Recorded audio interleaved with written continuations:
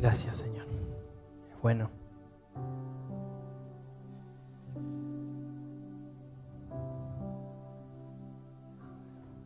Como casa, para los que saben, para los que no, hemos estado estos días en la ciudad de Bet-Sur, en Rosario, donde el pastor Sebastián, con el pastor Pablo Aristimuño han estado dando un entrenamiento. ¿Cuántos han estado físicamente allá? Levanten las manos, que vinieron, que llegaron. Bien. Y otro grupo que está durmiendo y otros están viajando. Pero bueno, ha sido lindo tiempo, ¿no? Terminó en el día de ayer a la noche. Y para los que se conectan y otra vez más ven que no está el pastor Palermo, no se lo ha llevado ningún carro de fuego, ningún ovni, sino que bueno, ha estado dando este entrenamiento. Manda como siempre saludos, cariños. Pero bueno, prontamente va a estar acá. Pero también a los que están del otro lado les animo a abrir su espíritu en esta mañana y dejar que lo que Dios tenga para hablar, para ministrar, pueda llegar a sus vidas. La palabra de Dios es, dice la Escritura, cortante como espada de doble filo. Y es viva y eficaz. O sea que la palabra de Dios, si hay algo que manifiesta, es vida. Y si hay algo que nos hace, es más eficaz. Cuando la palabra de Dios se suelta, cuando hay algo que Dios está hablando y yo lo abrazo, viene para hacerme más eficaz y para traer vida a lo que estaba muerto. Eso es lo que hace la palabra de Dios. Y sabemos que la palabra de Dios va mucho más allá de lo que hablan las Escrituras. Ni bien esto es palabra de Dios inspirada, y hoy vamos a leer bastante, pero Dios habla mucho más allá de las Escrituras. ¿Amén? ¿Cuántos lo creen?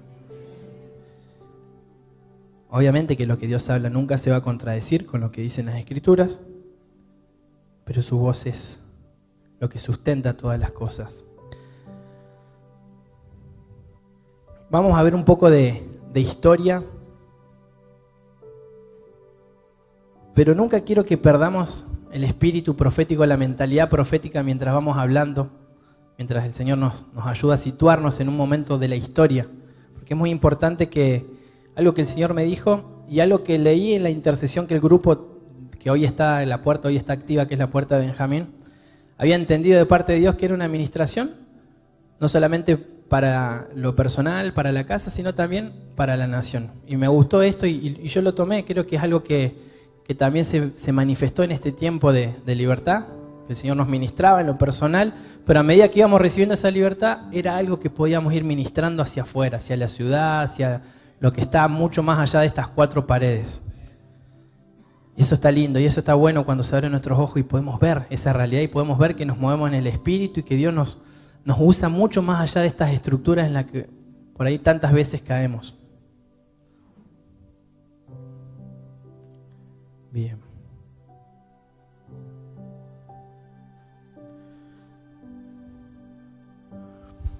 El Espíritu del Señor siempre se movió a través de las edades, a través de las eras.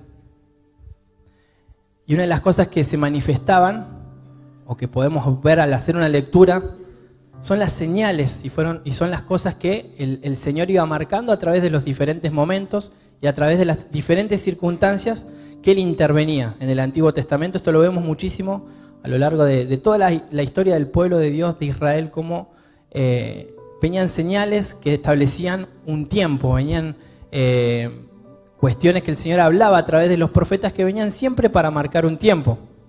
Por estas cuestiones que Dios levantó a los profetas, sobre todo en el Antiguo Testamento, para anunciar no solamente lo que iba a venir, sino lo que estaba aconteciendo en el momento. El profeta en el Antiguo Pacto, antes de que el Espíritu de Dios se derrame y hoy todos podamos profetizar, hablaba a través de, no vamos a decir un grupo selecto, pero sí de personas, de sacerdotes ungidos, para establecer, para anunciar, como decía, lo por venir, pero también lo que estaba aconteciendo. Muchas veces un profeta se levantaba en un determinado tiempo, por ejemplo, para anunciar un juicio. Hoy vamos a hablar un poco no bastante sobre la historia de Nehemías, pero algunos profetas que fueron contemporáneos como Jeremías, que él fue quien anunció lo que iba a acontecer, pero también lo que estaba ocurriendo, un juicio que venía sobre la casa de Israel y sobre la casa de Judá. Entonces el profeta, a través de señales y a través de la palabra de Dios, lo que venía a establecer era un tiempo, era marcar un tiempo. Esto una y otra vez lo vemos a lo largo de todo el Antiguo Testamento. Y hay algo muy interesante que no podemos dejar de ver y de resaltar, que los profetas no dejaron de existir en el Antiguo Testamento. Sabemos que hay profetas, que fue establecido como un ministerio dentro de la Iglesia de Jesucristo, es uno de los ministerios fundamentales de la Iglesia. ¿Y qué similitudes podemos encontrar de pronto entre los profetas del Antiguo Testamento y los profetas del Nuevo Pacto, vamos a llamarle? ¿Qué similitud? Tiren, vamos. Oyen la voz de Dios. Son celosos para manifestar lo que Dios les dice.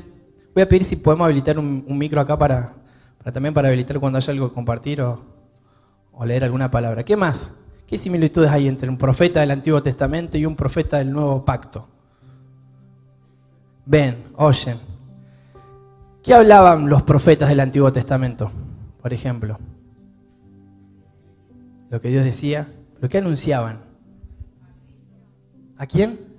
A Cristo. Todo siempre giró en torno de Cristo. Todo lo que hablaron, todo lo que anunciaron, algunos que sí que se determinaban por soltar profecías bien mesiánicas, pero todo lo que anunciaban, todo lo que decía tenía que ver con Cristo, porque Cristo es el espíritu de la profecía. Por eso todo lo que hoy en día hablamos todos los días, todo lo que hoy en día, cuando se levanta un profeta y habla, tiene que ver con Cristo. Lamentablemente se ha hecho mucho alarde de esto y muchas veces se ha terminado tergiversando esto, no solamente en estos días, esto es algo que acontece en el libro de Ezequiel, lo vemos, creo que es en el capítulo 13, donde habla de aquellos que profetizan cosas que Dios no dice, cosas que Dios habla, cosas que Dios no habla, perdón, cosas que están desde el corazón. Y esto el día de hoy también muchas veces acontece. Muchas veces soltamos o se sueltan cosas que no tienen que ver con Cristo, que no es Cristo el centro, sino que tiene que ver con el hombre, que tiene que ver con poner lo que Dios dice esto y ya me estoy poniendo yo por delante de lo que Dios dice y estoy cobrando, o me estoy poniendo en una posición por una cuestión de protagonismo, por ejemplo, por una cuestión de querer agradar a alguien, y muchas veces termino soltando cosas que Dios no dice. Entonces debemos ser celosos, como decíamos recién, y saber que todo lo que hablemos, todo lo que profeticemos tiene que ver con Cristo. Y si no está Cristo en lo que estamos hablando, hay algo que está saliendo de nuestro corazón y en eso tenemos que revisar y volvernos. El Señor nos libre de caer en esto, de profetizar cosas que nacen de un corazón que no manifiesta a Cristo. Entender los tiempos, una de las cosas que nos trae ese enfoque, es hacer que pongamos todo nuestro esfuerzo y toda nuestra fe en lo que el cielo está hablando. Por eso es muy importante y vamos a escuchar una y otra vez, lo trabajamos mucho en discipulado, a través de las enseñanzas que se sueltan, sobre los tiempos y sobre la importancia de entender el tiempo. El tiempo de Dios para mi familia, el tiempo de Dios como en lo personal, en el proceso, es una palabra que usamos mucho, este proceso, pero proceso hace referencia al tiempo de Dios que estamos viviendo, al tiempo de Dios que estamos viviendo como nación, al tiempo de Dios que estamos viviendo como iglesia de pronto. Entonces entender el tiempo nos ayuda a posicionarnos y nos ayuda a enfocarnos. No entender el tiempo muchas veces termina haciendo que retrasemos el proceso de Dios o termina haciendo que nos adelantemos, que nos apresuremos a algo que no era el tiempo. Entonces, lo que recién hablaba de los profetas con esta cuestión de lo que anunciaban o lo que marcaban es un tiempo, es el ritmo, es lo que el cielo está hablando, es el tiempo del Espíritu Santo, es el tiempo del Hijo, es el tiempo de la iglesia en este tiempo. Escuchaba hace un tiempo el pastor hablar, decía esto, que estamos en este tiempo que es el tiempo de la iglesia. Y no porque la iglesia la iglesia es el cuerpo de Cristo, no es todo lo que hacemos y todo representa a Cristo, pero es un tiempo donde la iglesia está tomando un rol quizás más protagónico, un rol quizás más evidente, no solamente en ámbitos terrenales, sino en ámbitos espirituales. Una iglesia que se está levantando y lo estamos viendo y lo hemos visto a través de estos años, lo que venimos caminando, todo el proceso de transformación argentina y lo que Dios hace mucho más allá de transformación argentina. Es una iglesia que se está levantando y que está caminando en pos de gobernar, de establecer lo que el cielo quiere hacer sobre una nación. Haciendo un pequeño repaso de lo que el Señor nos habló en estos últimos 2 fines de semana, o los últimos 2 domingos, ¿qué recuerdan? ¿Qué palabras el Señor nos trajo el domingo pasado, el domingo anterior? ¿De qué nos habló? Esfuerzo, ¿qué más? Algunos no se acuerdan qué comieron ayer y Vamos, esfuerzo, valentía, ¿qué más? ¿Qué habló el domingo anterior, hace 2 domingos atrás? Quitarnos el peso. A algunos todavía nos está costando un poco, pero bueno, vamos en pos de eso. Quitar el peso del esfuerzo, ¿bien? Yo quiero seguir un poco en la línea esta, porque es lo que el Señor está hablando, y no me quiero salir de algo que Dios ya viene hablando. Vamos a ir rápidamente al libro de Colosenses, capítulo 1, versículo 20. Y alguien que me ayude, me da una mano, el que lo tenga, a leerlo. Eli, no sé, LS, quien lo tenga, me avisa. Colosenses 1, 20.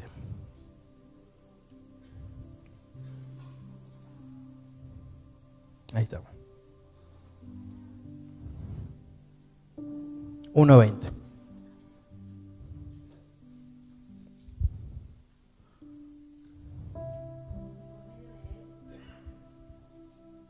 Y por medio de él reconciliar consigo todas las cosas, así las que están en la tierra como las que están en los cielos, haciendo la paz por la sangre de su cruz. Amén.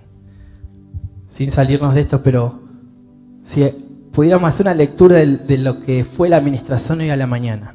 El Señor primero nos empezó ministrando sobre el arrepentimiento, sobre la sangre, y después de la sangre, ¿qué vino? El agua.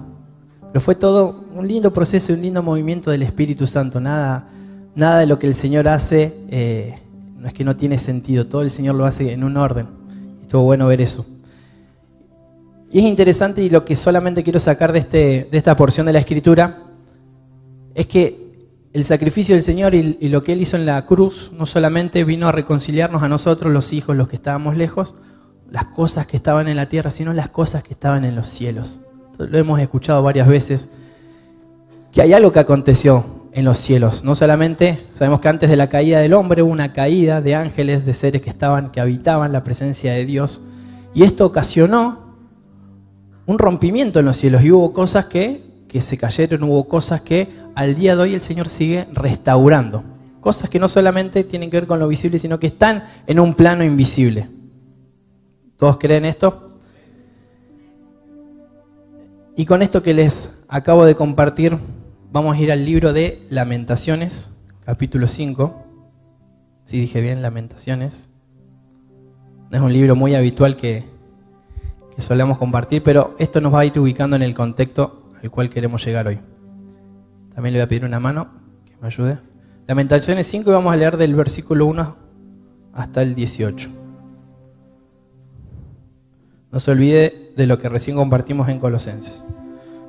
Lamentaciones es un libro que escribió el profeta Jeremías y que nos habla de un acontecimiento histórico. ¿Leo? Sí. Acuérdate, oh Yahvé, de lo que nos ha sobrevenido, y mira, contempla nuestro oprobio. La heredad nuestra ha pasado a nuestros enemigos, y nuestras casas a los de tierra extraña. Hemos venido a ser huérfanos, somos sin padre, y nuestras madres son como viudas. Nuestra agua la bebemos por dinero, conseguimos nuestra leña por precio. Somos empujados con un yugo sobre nuestra cerviz. Estamos cansados, pero para nosotros no hay descanso. Hemos tenido que pactar con egipcios y con asirios para saciarnos de pan. Nuestros padres pecaron, ellos no existen, pero nosotros tenemos que cargar con sus iniquidades. Los esclavos se señorean de nosotros y no hay quien quiera rescatarnos de su mano. Arriesgamos nuestras vidas por el pan, ante la espada que amenaza al descampado. Nuestra piel arde como un horno a causa de los ardores del hambre. Han violado a las mujeres en Sión y a las doncellas en los pueblos de Judá. Los príncipes han sido colgados de las manos y los ancianos no fueron respetados. Los muchachos cargan la piedra del molino y los niños se tambalean bajo el peso de la leña. Los ancianos ya no se sientan a la puerta, los jóvenes no cantan. Ha cesado la alegría de nuestro corazón, nuestra danza se ha convertido en duelo. y la corona ha caído de nuestra cabeza. ¡Ay de nosotros por haber pecado! Por eso nuestro corazón está enfermo, por eso se nublan nuestros ojos, porque el monte de Sión está desolado y las zorras se pasean por él. Gracias, hasta ahí. Ahora entiendo por qué es un libro que no leemos mucho.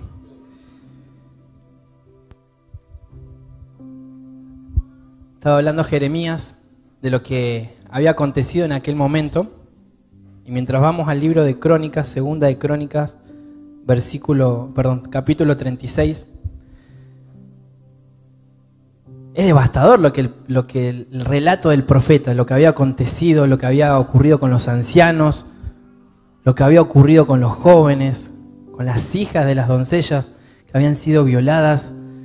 Era algo terrorífico lo que estaba aconteciendo, lo que había ocurrido en aquel momento en Israel, en Jerusalén.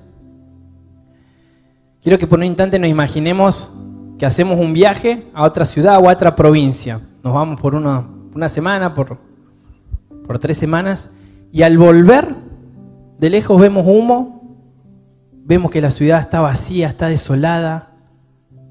Hemos visto esto por ahí en las películas apocalípticas, pero imagínense por un instante esa imagen, una ciudad desolada, una ciudad grande como es la ciudad de Córdoba.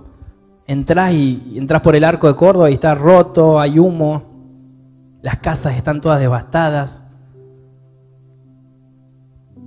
había pestilencia. Realmente ese era el contexto y esa era la manera en que había quedado Israel en ese momento de la historia.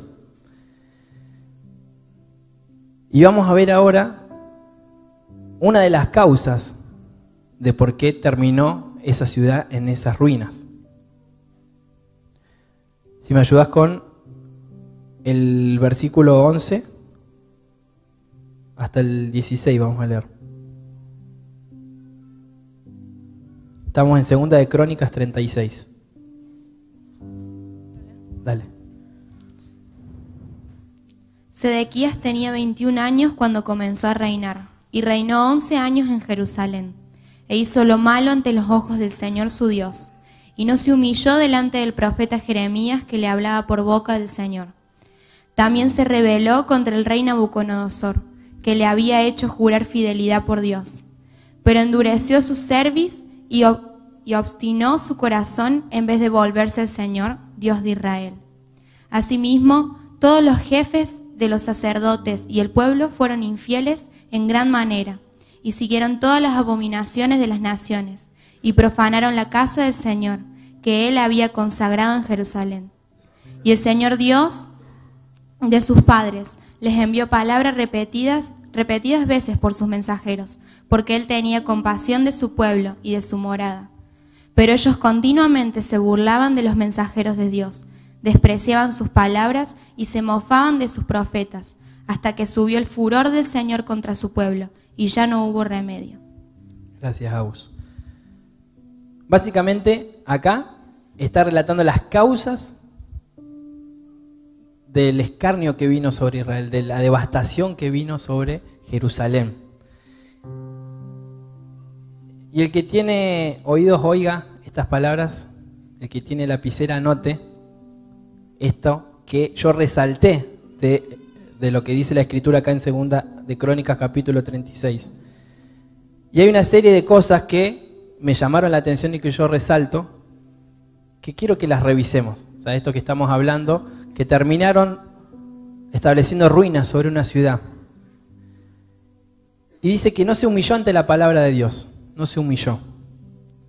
Dice que se rebeló contra el rey, que endureció su cerviz, que obstinó su corazón. Dice que hubo un aumento de la iniquidad en el sacerdocio y que se profanó lo santo. Vamos de vuelta. No se humilló ante la palabra de Dios, se rebeló contra el rey, endureció su cerviz, obstinó su corazón. Aumento de la iniquidad del sacerdocio, profanación de lo santo. Estas fueron las causas del mal que sobrevino sobre Israel en aquel momento. Y una de las cosas que también me llamaba la atención es esto que decía, endureció la cerviz. Muchas veces escuchamos esta palabra. Y busqué esto, no sé si era un diccionario, pero bueno, en un sitio que hace referencia al diccionario, y que dice que endurecer la cerviz o que la figura procede del efecto del yugo de un buey. Bajo la constante presión y fricción del yugo, el pellejo en el cuello se vuelve duro, calloso y ya no tiene sensibilidad. La figura procede del efecto del yugo del buey. Bajo la constante presión y fricción del yugo y el pellejo en el cuello se vuelve duro, calloso y ya no tiene sensibilidad. ¿Cuánta similitud hay esto, ¿no? Cuando endurecemos nuestra cerviz, cuando nos comenzamos a endurecer por el pecado y comenzamos a tener, me llamó mucho esto la atención, y ya no tiene sensibilidad. Es algo que de a poco comenzamos a ceder, a darle lugar a algo, nosotros comienza a endurecerse y perdemos sensibilidad, no solamente a la voz de Dios, sino perdemos sensibilidad a lo que es bueno y lo que es malo. Y de la noche a la mañana nos encontramos en una dinámica de vida o peleando con un pecado, peleando con un hábito del cual nos cuesta salir.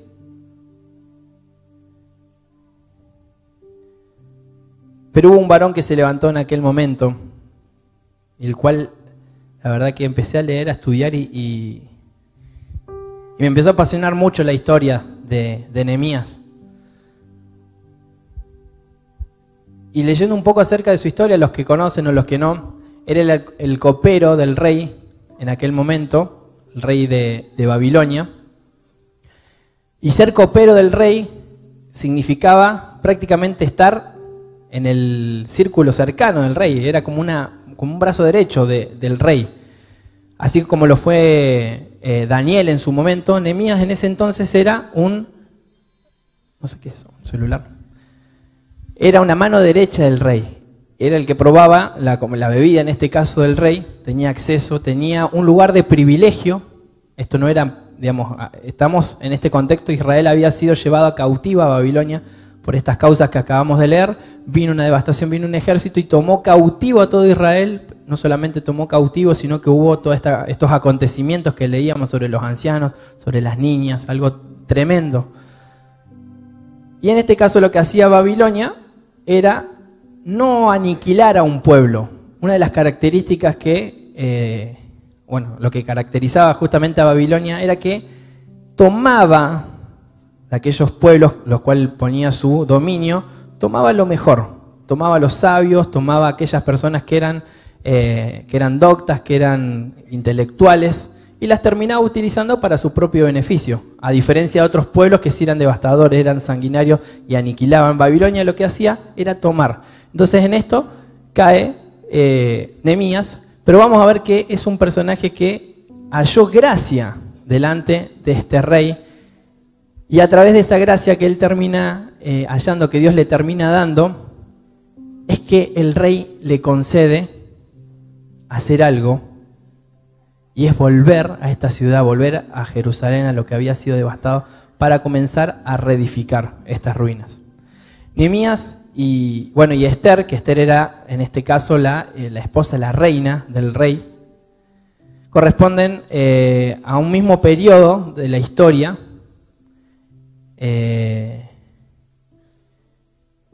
Un segundito. Quiero ir al contexto. Ahí está. Dios hizo que Esther, una joven doncella judía, ascendiese al trono de Persia como reina. Y fue su esposo, el rey Asuero, o también Nehemías lo describe como Artajerjes, que se menciona en los primeros capítulos de Nehemías. Este rey pagano es el que da la orden de que Nehemías regrese a Jerusalén a construir las murallas de la ciudad. Una de las cosas interesantes, y es donde ahora sí nos vamos a centrar, es en la reconstrucción de las murallas y qué es lo que había en las murallas. Puntualmente, en la ciudad donde él estaba, dentro del reino de Babilonia, una de las cosas que más había desarrollado Babilonia era justamente las murallas. Y me llamó mucho la atención, no sé si capaz algunos ya lo habían leído este dato, pero dice que las murallas de Babilonia, según cuenta la historia de Daniel, tenían 116 metros de grueso por 31 metros de alto. Yo pensé que me había equivocado cuando estaba leyendo y volví y cotejé la fuente. para los que están en la construcción o los que más o menos tienen una idea, 116 metros, más o menos, si no me equivoco, es un poco más de una cuadra. Eso era el ancho de la muralla, por 31 metros de alto para Tejere. Así como 30 veces el Jere para arriba. 15 veces, bueno, exageramos un poco. 15 veces el Jere para arriba. Justamente lo que, o el entendimiento, la mentalidad de este pueblo era establecer una defensa. Sabía que si tenía una defensa sólida era muy difícil ser atacado, o sea, no sé cuánto, siempre doy los mismos ejemplos, pero son películas, son imágenes que nos ayudan mucho a ubicarnos. Pero en El Señor de los Anillos, lo que lo han visto, en El Hobbit, ese tipo de peleas, se ríen acá los del club de fan del...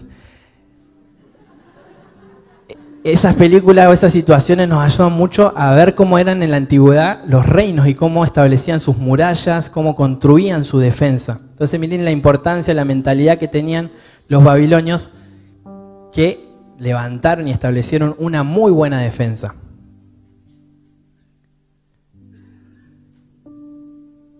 Importante, y no quiero que nos vayamos de estas causas que fueron las cuales terminó determinando el cautiverio del pueblo de Israel en aquel momento.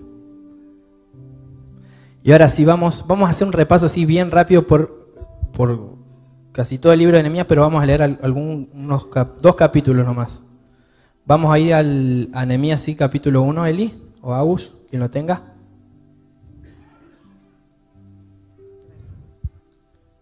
Vamos a leer desde el versículo 1 en adelante. Ahí te digo hasta dónde. Dale. Palabras de Nehemías ben Acalías. Aconteció en el mes de Kislev del año 20, que estando yo en Susa, la ciudadela, llegó Ananí, uno de mis hermanos, con algunos hombres de Judá, y les pregunté acerca de los judíos evadidos, sobrevivientes del cautiverio, y acerca de Jerusalén. Y me dijeron: los del remanente que quedan de la cautividad allí en la provincia están en gran desventura y humillación, y el muro de Jerusalén está lleno de brechas, y sus puertas han sido devastadas por el fuego. Perdón, ¿y el muro de Jerusalén? Y el muro de Jerusalén está lleno de brechas. Diga, está lleno de brechas. Está lleno de brechas. Seguimos. Y sus puertas han sido devastadas por el fuego. Cuando oí estas palabras me senté, lloré e hice duelo por algunos días, y ayuné y oré ante el Elohim de los cielos. Y exclamé: ¡ay, Yahvé, Elohim de los cielos, Dios grande y terrible, que guarda el pacto y la misericordia a los que lo aman y guardan sus mandamientos! Esté ahora atento tu oído y tus ojos abiertos para oír la oración de tu siervo, que yo hago hoy ante ti, día y noche, por los hijos de Israel tus siervos, confesando los pecados de los hijos de Israel que hemos cometido contra ti. Sí, yo y la casa de mi padre hemos pecado. Hasta ahí. Gracias. Dice el versículo 6, vuelvo a resaltar esto. Confesando los pecados que los hijos de Israel hemos cometido contra ti. Sí, yo y la casa de mi padre hemos pecado.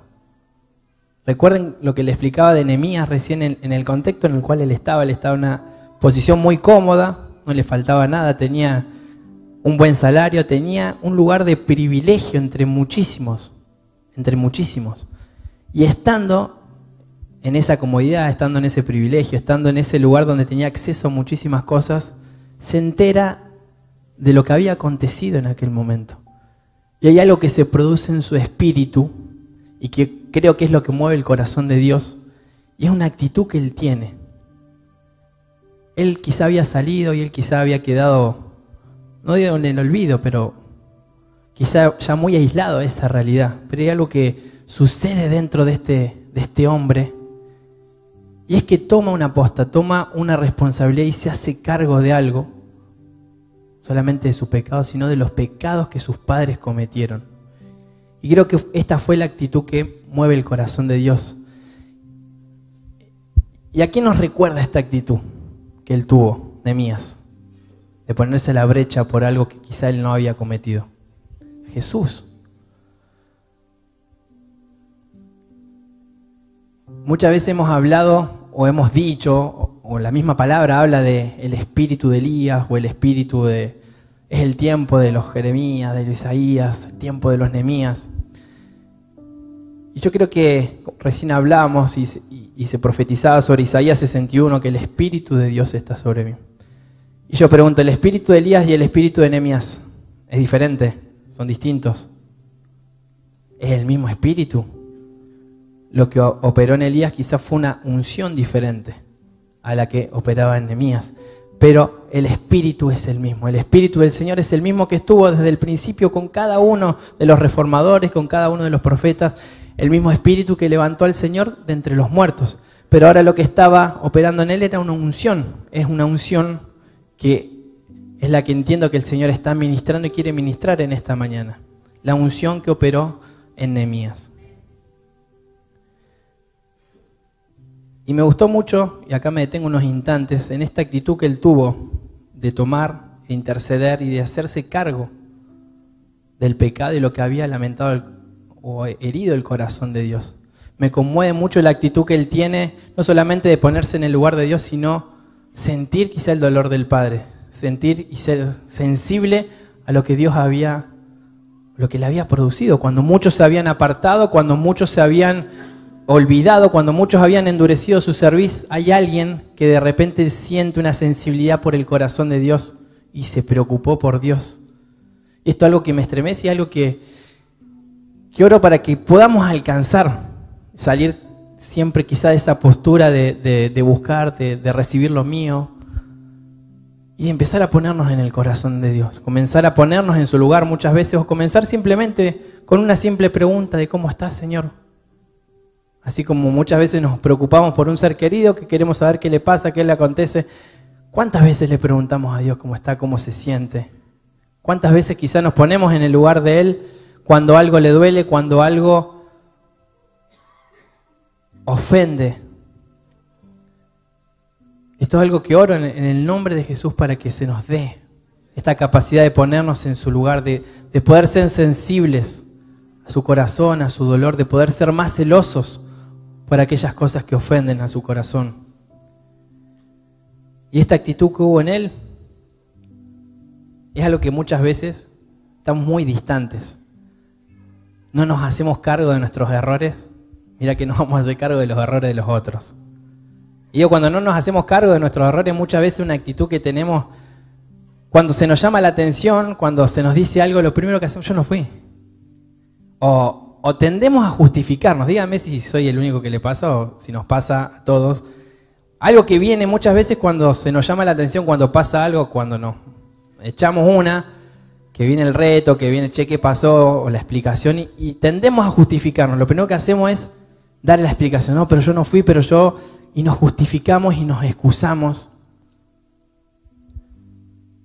Y pocas veces quizás tenemos esa actitud de a primera agachar la cabeza y reconocer nuestro error, reconocer que sí que nos equivocamos y que ese error no habla de nosotros, sino fue un error, humanamente nos equivocamos y muchas veces cuando dañamos pedimos perdón y levantamos. Pero esa actitud muchas veces no es la que nos caracteriza. Imagínense cuánto más ponernos en el lugar de algo que realmente no hicimos nosotros. Pero vamos camino a eso y esperemos llegar y alcanzar eso.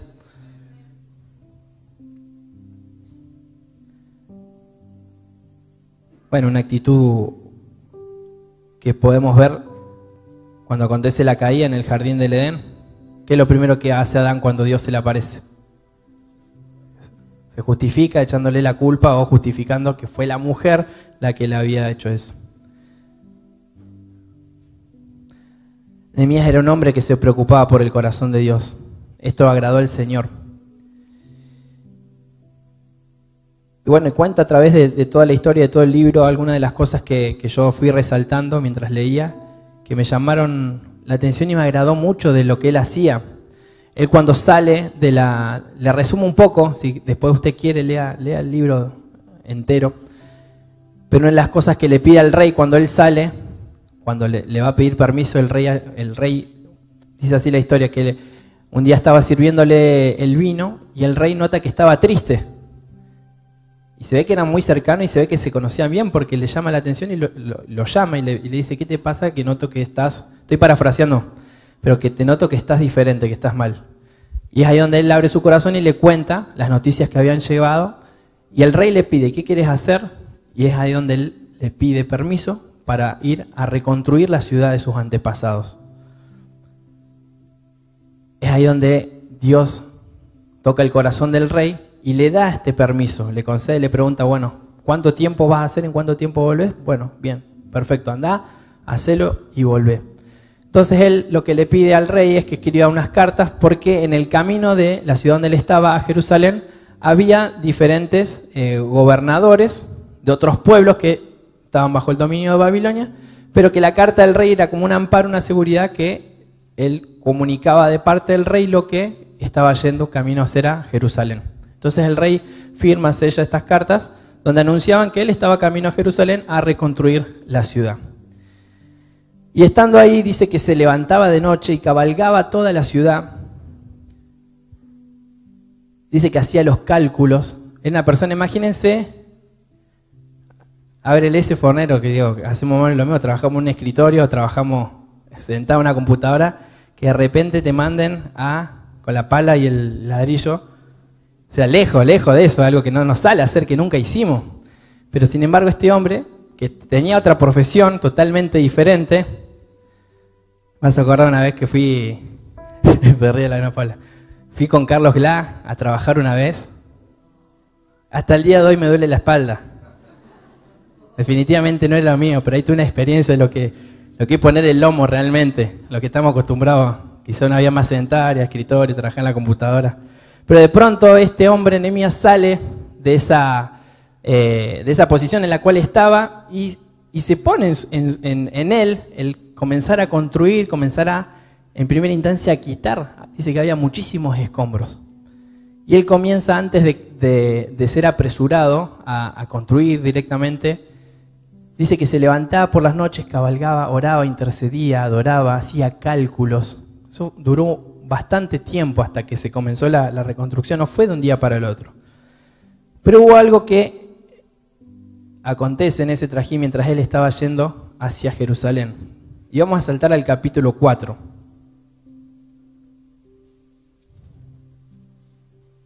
Del libro de Nehemías.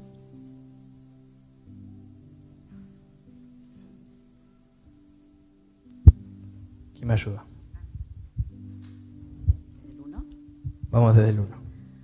Pero sucedió que cuando Sanbalat se enteró de que estábamos reconstruyendo el muro, se indignó en gran manera y, burlándose de los judíos, habló ante sus hermanos y el ejército de Samaria diciendo: ¿qué pretenden estos miserables judíos? ¿La han de restaurar para sí? ¿Sacrificarán? ¿Acabarán en un día? ¿Harán revivir las piedras de los montones de escombros viendo que están consumidas? Y Tobías, amonita, que estaba junto a él, dijo: hasta una zorra, si sube allí, podría derribar el muro de piedra que están construyendo. Oye, oh Elohim nuestro, cómo somos menospreciados. Haz recaer sus ofensas sobre su propia cabeza y entrégalos al despojo en tierra de cautiverio. No cubra su iniquidad, ni sea borrado su pecado delante de tu presencia, porque te han provocado a ira delante de los que edifican. Reedificamos, pues, el muro y toda la muralla quedó rehecha hasta media altura, y el pueblo tuvo ánimo para trabajar. Pero cuando Sanbalat y Tobías y los árabes y los amonitas y los de Asdod oyeron que la reparación de los muros de Jerusalén avanzaba y las brechas comenzaban a cerrarse, se encolerizaron en gran manera. Y todos a una se confabularon para venir a atacar Jerusalén y causarle daño. Hasta ahí. Segundo, ahí vamos a continuar. Entonces tenemos que en este trajín de una ciudad a la otra se topa con uno de los gobernadores y la Biblia o la Escritura decide nombrarlos.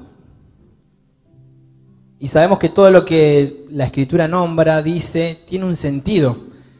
Y me fui a buscar el significado, por lo menos de este hombre, Sanbalat. Un segundito que en algún lado lo anoté.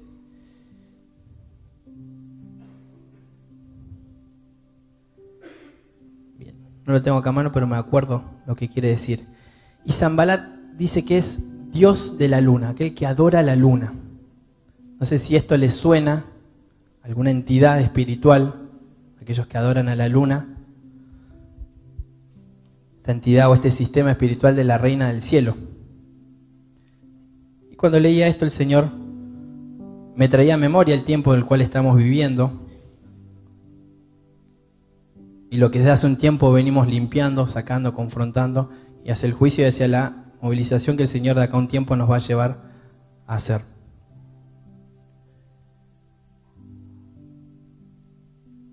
Muchas veces nos toca en esta etapa, creo que es una palabra que la podemos adecuar a diferentes momentos de nuestra vida. Si 10 años atrás o de acá a unos años las volvemos a escuchar, constantemente estamos construyendo, constantemente estamos en esta cuestión de quitar las cosas viejas, quitar las ruinas y construir y levantar lo que Cristo quiere hacer. Y sucede muchas veces que no les ha pasado cuando realmente se quieren poner las pilas con las cosas del Señor, que salen de ese estado quizá de pasividad y quieren empezar a estar más activos, de repente a tomar más responsabilidades. Todo se comienza a hacer como una cuesta arriba. ¿No les pasa por ahí eso de que cuando nos determinamos a cambiar, cuando nos determinamos a meternos de lleno, pareciera que todo comienza a andar en contramano y las cosas se nos hacen más difíciles hasta llegar a un punto de querer abandonar o de querer tirar la toalla? Esto es algo que nos pasa y que justamente cuando entramos en esta actitud y cuando entramos en esta determinación de comenzar a construir, de comenzar a poner nuestras manos en el arado, muchas veces se terminan levantando personas como estas y que no son, demonios que vienen por la noche a través de los sueños. Muchas veces son familiares, muchas veces son personas allegadas, muchas veces son personas que quizá con una buena intención de querernos, no sé, transmitir cariño o algo, nos terminan siendo una piedra de tropiezo. Che, pero no se están fanatizando mucho. Che, pero 3 reuniones a la semana, 4 veces a la congregación, a la iglesia, no está yendo mucho tiempo. Parece que estás exagerando, me parece que te están lavando la cabeza. Esa frase, te han lavado la cabeza. Esa frase, mirá. ¿Pasa? En función de esto que estás diciendo, en el capítulo 2, Nehemías dice: pero no informé a nadie lo que mi Dios había puesto en mi corazón que hiciera por Jerusalén. Y no había ningún animal conmigo excepto el animal sobre el cual yo iba montado, y salí de noche. No dice por qué no aviso a nadie, pero yo creo que es por esto. A veces nosotros recibimos planes de Dios para nuestras vidas y empezamos a querer hablarlo con todo el mundo, poco más y lo publicamos en Instagram, en Facebook. Estoy haciendo un proceso de ayuno y de santidad porque Dios me marcó. Y claro, estamos dándole todas las pistas al enemigo para que nos boicotee el plan que Dios nos acaba de dar. Entonces Nehemías, que era un plan bastante complicado y bastante ambicioso de restaurar semejantes murallas, se va de noche, no le avisa nada a nadie, solamente a 2 o 3 personas que lo acompañaban, y me llama la atención, ningún animal, o sea, como diciendo, no, es mi interpretación, no lo dice, pero como diciendo, no quiero que nada me distraiga de lo que Dios me dijo que haga. Que nada, que nadie, no quiero escuchar ningún comentario, no quiero distraerme porque estoy convencido que esto tengo que hacer. Entonces, nos da una pista de cómo empezar estos procesos de reedificar. Tocaste un punto muy, muy importante.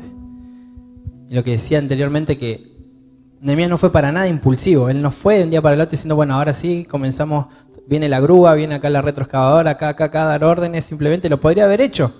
Digo, la grúa en aquel momento no, pero un par de camellos, unos bueyes.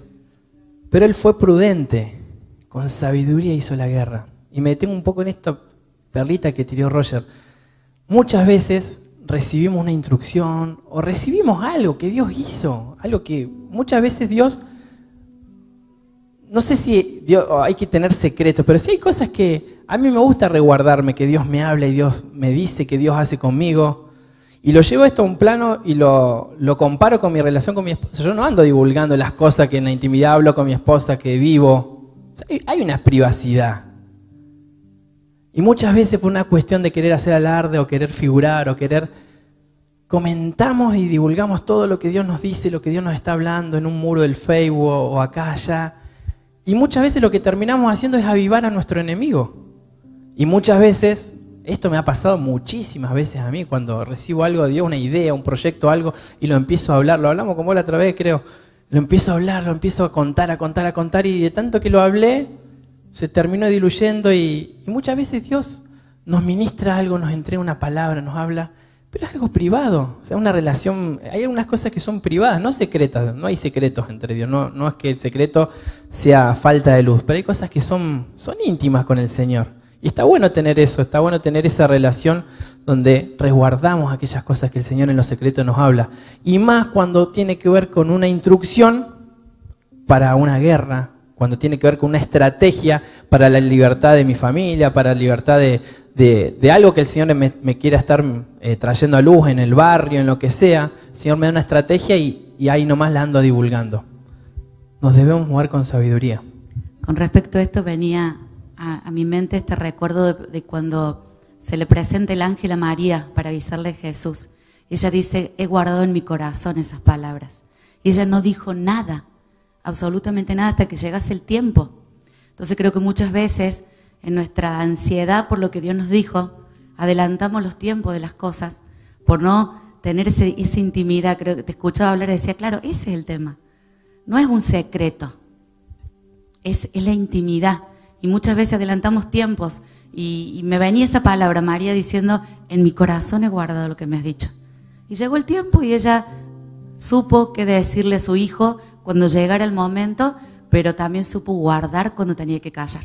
Amén, amén. Sean atesoradas, Señor, las palabras, las estrategias que en lo personal, que como iglesia en este tiempo nos has soltado, Señor. Sean atesoradas en esta hora y nuestro enemigo no pueda oír, no pueda ver, no pueda escuchar, Señor, lo que dentro de tu pueblo, lo que dentro de tu círculo íntimo ocurre, Señor. En el nombre de Jesús. Oh, Señor. Sí. Creo que es importante comprender en lo espiritual que para poder escudar un asunto del Señor que tiene que ver con las murallas, tenemos que saber escudar y levantar nuestras propias murallas. O sea, no podemos reconstruir la muralla del Señor, que es los asuntos del reino, si nuestras murallas no están sólidas, no están firmes, si no somos celosos por la justicia del Señor, si no somos celosos por lo que Dios está hablando. A ver, no podemos ir por lo mucho si en lo poco que se trata de nuestras murallas no las reforzamos, no somos obedientes, no caminamos en justicia, no permitimos que se hagan brecha en nuestras murallas, en nuestros círculos, en nuestras relaciones, en las contrataciones, en el esfuerzo, en todo lo que se viene hablando. Creo que vienen siendo palabras para firmarnos como murallas, para poder posicionarnos como atalayas en las murallas del Señor, que tiene que ver con sus asuntos, tiene que ver con naciones, tiene que ver con el propósito eterno, que no lo vamos a poder lograr si primero nosotros no afirmamos nuestras murallas. Amén, claro que sí. Amén, creo eso. Tenemos una imagen ahí que ha pedido Multimedia que me ayuden a compartir en el streaming y también acá.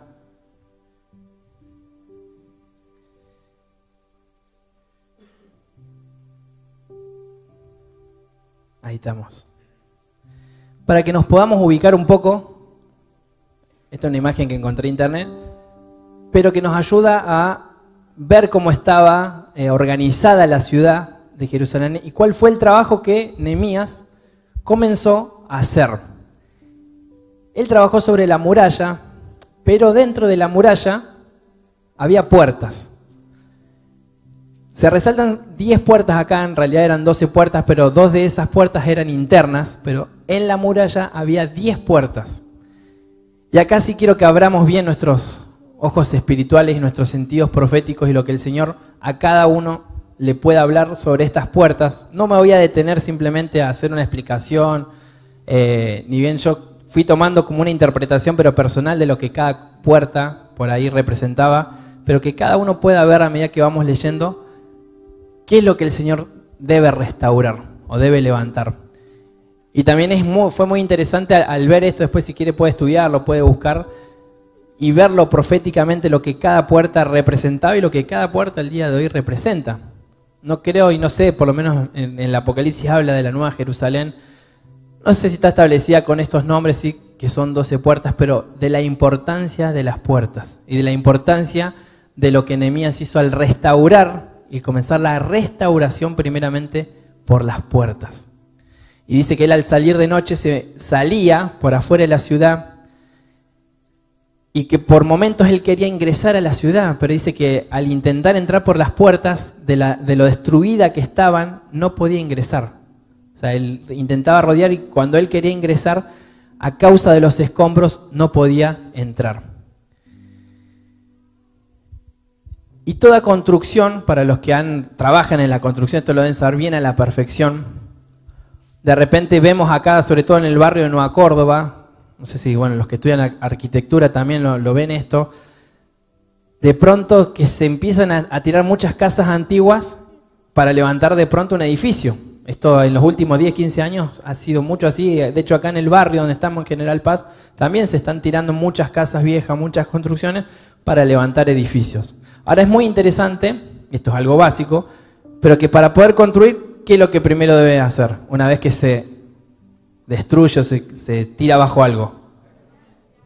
Limpiar, sacar los escombros. Entonces nos detenemos en esto, y esta frase también quiero que quede en nuestro espíritu, que para poder construir, para poder edificar, es necesario quitar los escombros. Yo no puedo construir teniendo escombros. Y ahora vamos a ver, y en lo que Dios también le vaya hablando a cada uno en lo personal, a qué hacen referencia estos escombros. ¿Cuál es un escombro en tu vida? Tenemos que la primera puerta, si me ayudan ahí con la imagen, es la puerta de las ovejas o la puerta del rebaño. Esta puerta servía para que entrasen por ella las ovejas o becerros que serían usados en el sacrificio del templo en Jerusalén. El Señor en relación a esta puerta dijo: de cierto os digo, yo soy la puerta de las ovejas. Todos los que antes de mí vinieron, ladrones son y salteadores, pero no los oyeron las ovejas. Yo soy la puerta. El que por mí entrare será salvo, y entrará y saldrá y hallará pastos. Palabras del Señor. La segunda puerta es la puerta del pescado. Dice que ahí lo vieron a Daniel Oyola por esa puerta. Es la puerta del pescado, estaba ubicado del lado norte del muro y era el lugar por donde los peces del Jordán y del mar de Galilea eran llevados a Jerusalén. Jesús en Mateo 4, dice: andando Jesús junto al mar de Galilea, vio a dos hermanos, Simón llamado Pedro y Andrés, su hermano, que llevaban sus redes, y les dijo: venid en pos de mí y os haré pescadores de hombres. Todo esto eran acontecimientos mientras Jesús se iba moviendo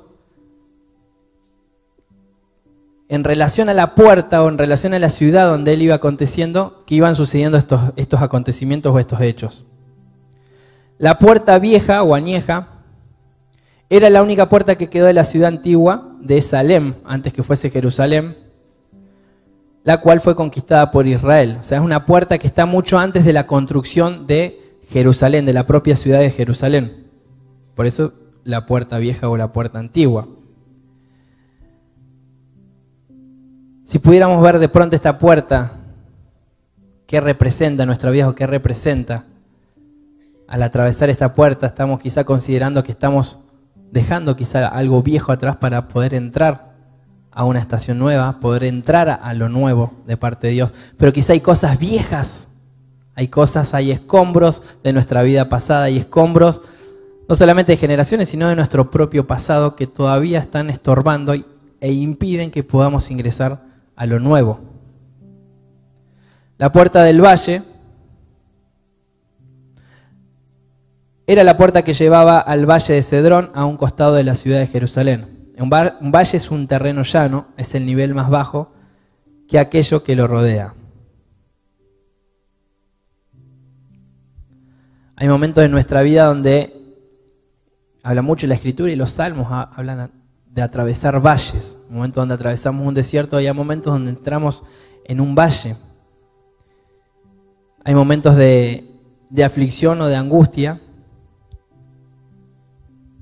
Y esos momentos o esos desiertos, esos valles, son los momentos quizá donde el Señor utiliza para entrenarnos. Y esto lo hablamos muchísimas veces, de procesos a los cuales quizá no estamos queriendo afrontar, situaciones que no la estamos cruzando y atravesando por el medio.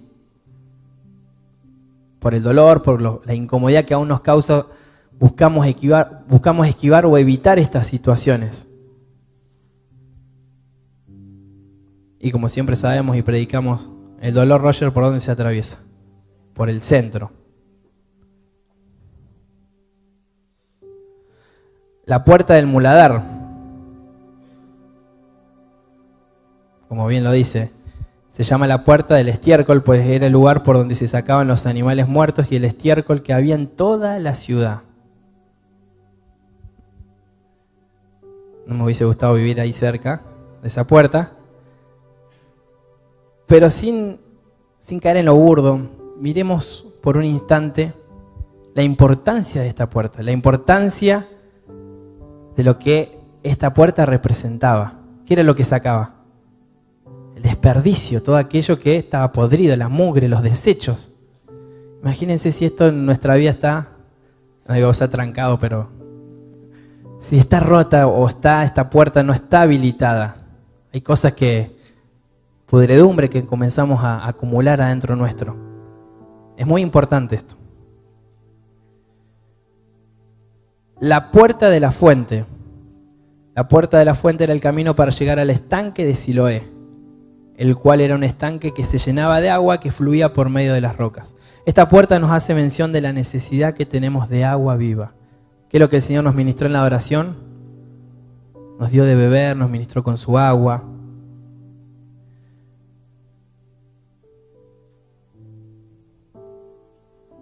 El agua en la vida del cristiano verdadero representa la necesidad de limpiar el cuerpo y lavar la contaminación,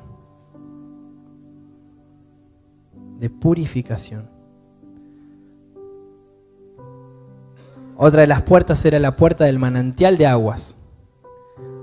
La puerta de las aguas se utilizaba para introducir agua en la ciudad. Había otro acueducto que traía algo de agua, pero no toda provenía de allí. El resto del agua era traída manualmente por la puerta de las aguas. Esta puerta es interesante y de hecho me ubico un poco en el contexto en el cual estamos y hablo de este tiempo actual dentro de las fiestas solemnes del Señor.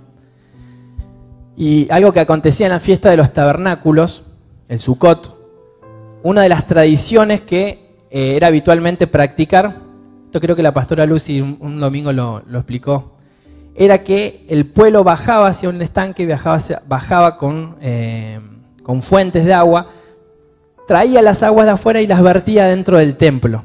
Esto era un acto que hacía, era un ritual que en ese momento hacía, y en un momento dentro de esta fiesta Jesús se para en lo alto y Él dice: aquel que tenga sed, venga y beba, porque yo soy el agua de vida eterna. Y dice la Escritura que eso hizo que los sacerdotes que escucharon eso estallaron en rabia. Fue uno de los acontecimientos que mayor cólera quizá causó y que se levantaron y quisieron apedrearlo a Jesús. Y lo que Jesús estaba haciendo en ese momento, estaba confrontando un espíritu religioso, un espíritu fariseo. ¿Por qué? Porque era tradición bajar y hacer eso. Entonces lo que él estaba confrontando en ese momento era ese espíritu religioso. ¿Y qué es el espíritu religioso? ¿Qué es lo que la religión muchas veces hace? Que hagamos las cosas en nuestra fuerza. Yo en mis fuerzas voy, en mis fuerzas busco la provisión, en mis fuerzas busco lo que me hace falta, yo me proveo. No, pero Dios es mi proveedor, el Padre es el que provee todo. Pero en el fondo mis actos muchas veces no terminan manifestando eso. Porque yo soy siempre quien termina muchas veces creyendo que la provisión o que por el trabajo, lo que yo genere, voy a darle de comer a mi familia. Y en cierto modo Jesús en ese momento estaba confrontando ese espíritu religioso, ese espíritu fariseo. Por eso se levantaron y quisieron apedrearlo, quisieron matarlo en ese momento.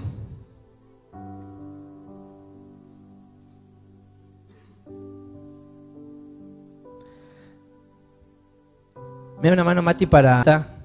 Literalmente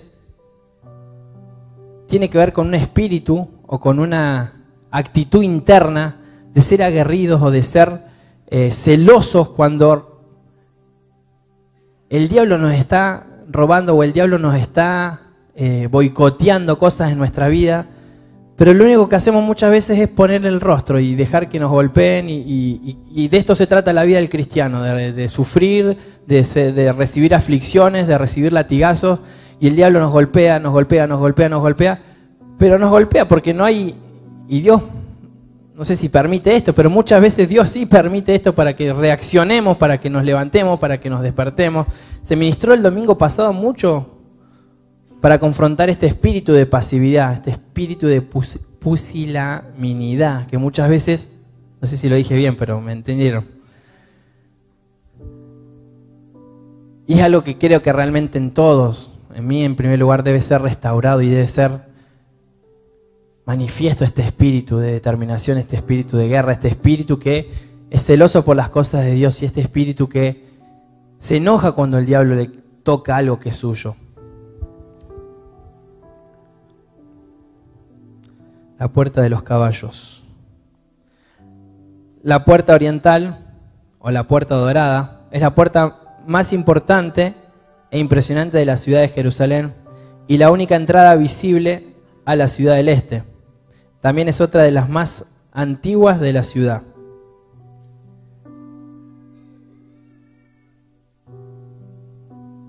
La puerta este es por donde el Mesías entra. Cuando vemos en el contexto de la entrada triunfal del Mesías.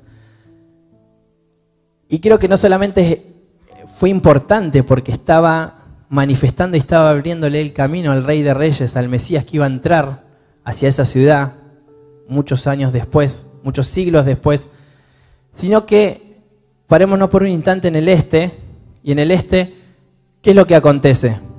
Es por donde sale el sol, es por donde lo primero de la mañana nos alumbra. Y el sol muchas veces en la Escritura podemos verlo como el sol de justicia, no es un sol que simplemente nos alumbra y nos da calor, es el sol de justicia que es Cristo mismo entrando y que su justicia entre, y sabemos que la justicia del Señor viene para enderezar aquellas cosas que están torcidas. O sea que por esta puerta podríamos decir o podríamos leer que entra la justicia, o esa luz, ese sol que Cristo nos alumbra, nos trae un conocimiento de justicia. Si alguien tiene para aportar algo, decir.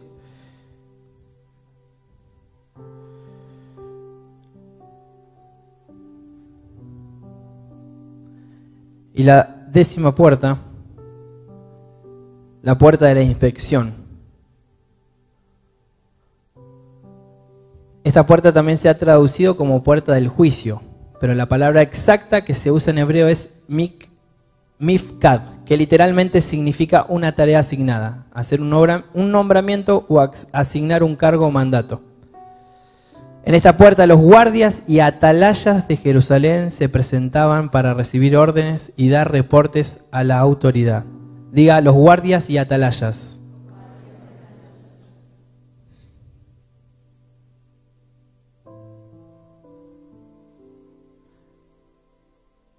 Las otras dos puertas, no me quiero detener mucho, ni bien eran 12 puertas, pero eran dos puertas que estaban adentro, simplemente las voy a nombrar.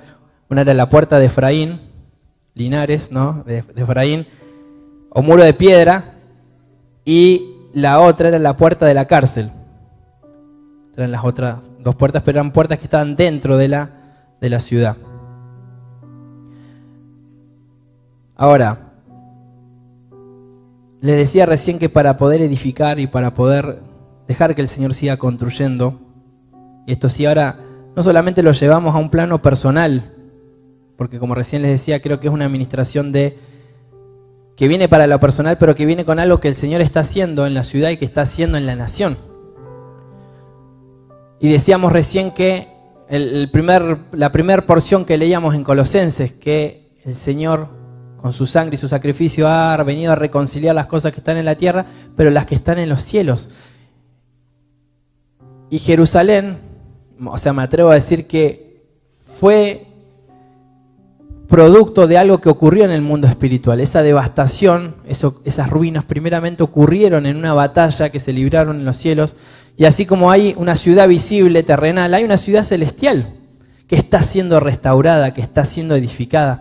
Y esto no tiene que ver con la ciudad en sí de Córdoba, no hablo de una ciudad, un terreno, ni bien estamos en esta ciudad, y ni bien el Señor nos está llevando desde hace años a levantar oraciones, a levantar guardias en las diferentes puertas, pero estoy hablando de una ciudad celestial que Cristo, a través de su iglesia, sigue restaurando y sigue levantando.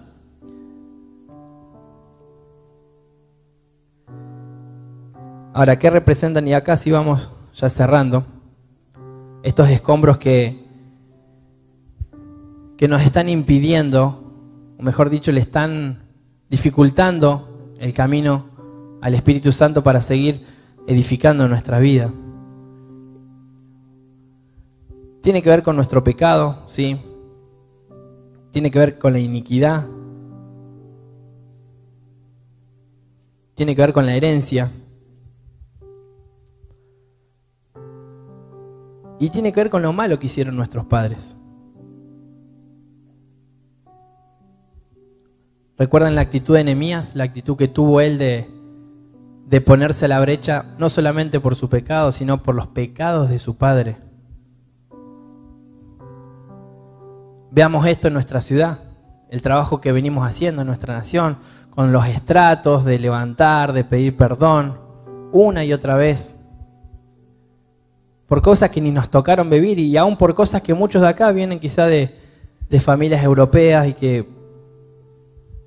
pero el Señor nos puso en esta tierra y el Señor nos intercede con nosotros en esta tierra y por esta tierra.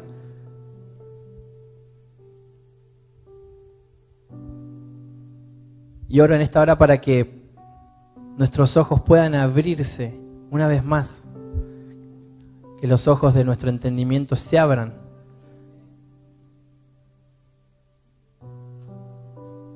Y que podamos ver que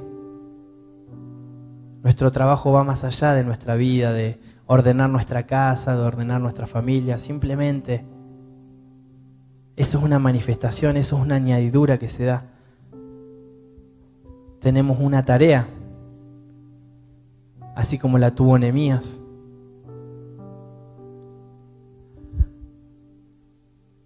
Y era bravo Nehemías. Más adelante él habla de un momento que se sintió tanto celo por Dios, dice que en un momento empezó a confrontar a aquellos que todavía seguían mezclándose con pueblos extranjeros y tenían descendencia extranjera.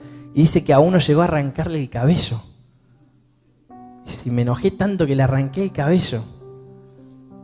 Y acá nos ponemos mal porque decimos que en esta casa no hay amor o que... No estoy siendo irónico, pero muchas veces es algo que se escucha bastante y que lo hemos escuchado mucho, quizás de personas, y no tengo nada delante de Dios en contra de personas que salieron o que salen, que se fueron manifestando esto. Y siempre decimos que también nos equivocamos, y que también me he equivocado muchas veces como autoridad, como discipulador, que quizás más de una vez he sido severo, que más de una vez quizás he dicho malas cosas, y muchas veces me tocó volver y pedir perdón. Pero sabemos que esta es una casa, y no hablo de mí, sí, esta es una casa que realmente se esfuerza para tener celo por las cosas del Señor. Que no nos conformamos con la mezcla, que no nos conformamos con quizás cosas de antaños, de enseñanza, y ya no hablo quizás de escombros que tienen que ver con el pecado, hablo de escombros que tienen que ver con toda una estructura religiosa que estamos al día de hoy limpiando, sacando con doctrinas, con liturgias. Esto es lo que tienen años de congregaciones y de iglesia, lo deben saber y lo deben vivir. Y en esta guerra y en esta lucha también estamos.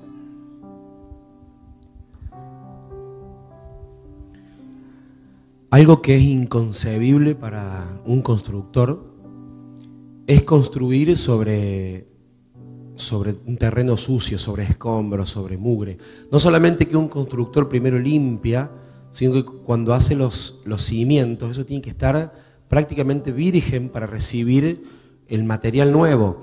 Y es tan celoso alguien que construye que hasta podemos ver que se resiste a levantar una pared sobre otra pared, porque el cemento viejo con el nuevo quizás no... O sea, realmente en algo visible como es la construcción de una casa, de una pared, de un muro, vemos que eso se respeta a rajatabla. Y nosotros, en Latinoamérica, en esta parte del mundo, lamentablemente estamos muy acostumbrados a ver y a vivir sobre escombros, sobre mugre, vemos lugares en la provincia que están llenos de suciedad y gente que vive sobre eso, que come sobre eso, que se alimenta sobre eso, que duerme sobre eso. O sea, lo peor que nos puede pasar en nuestra vida es que la mugre y que el escombro sea parte de nuestra normalidad, de nuestra visión normal. De repente llega alguien y mira una montañita de tierra nomás y claro, para nosotros ya es normal porque hace 20 años que tenemos la montañita de tierra o hace 20 años que tenemos el escombro, y en el mundo espiritual pasa exactamente lo mismo. Cuando nosotros no vamos a la raíz a limpiar profundamente una herida, un trauma, una costumbre, una religión, una religiosidad, empezamos a construir sobre eso y empezamos a edificar un nuevo tiempo sobre eso viejo, sobre eso que no hay forma que concilie, no hay forma que se adhiera, no hay forma que se pueda construir, pero lo hacemos en nuestra vida espiritual. Entonces lo importante de esto es decir, Señor, no conocemos cuáles son los escombros, o sea, necesitamos que nuestra visión cambie, que nuestro lente cambie, para que lo que ya nos acostumbramos a ver cambie de foco y ahora nos haga ruido, realmente nos empiece a hacer ruido esto que antes estábamos acostumbrados a ver. Amén, sea la luz sobre esto, sea la luz. Nos pasa que muchas veces tiene que venir alguien de afuera para hacernos ver esto. ¿No les ha pasado que están en una habitación cerrada, en una reunión, y de repente entra alguien, qué tufo que hace acá? Y quizás hace 2 horas que estás ahí y ya te acostumbraste al olor, te acostumbraste a eso, pero viene alguien de afuera y una patada así que le pega, que se da cuenta. Pero eso pasa muchas veces que tiene que venir alguien de afuera para marcarnos algo. Y digo alguien de afuera, entiéndase que alguien de parte de Dios, alguna autoridad, algún pastor, alguien que está trabajando con nosotros en el discipulado, ayudándonos en el crecimiento. No nos enojemos fácilmente. No tendamos a ver que esta corrección, lo que hoy siempre me está marcando lo malo, siempre me está diciendo que nos pone tediosos esa situación muchas veces. Pero bendita esa incomodidad que una y otra vez no hace otra cosa que llevarnos a crecer, que ayudarnos a quitar esos escombros.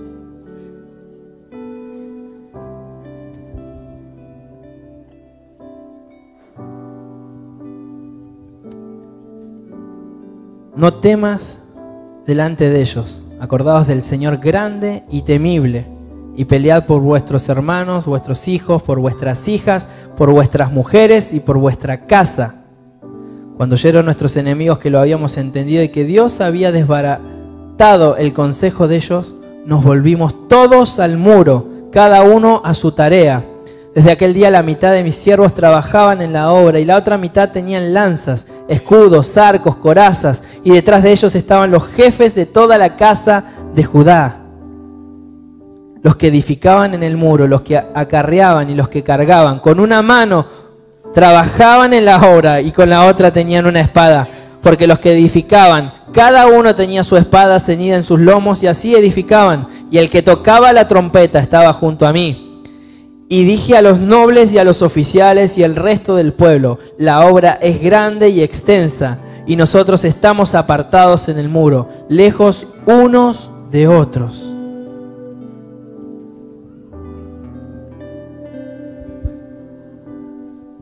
Lo importante de toda esta enseñanza y lo que quiero cerrar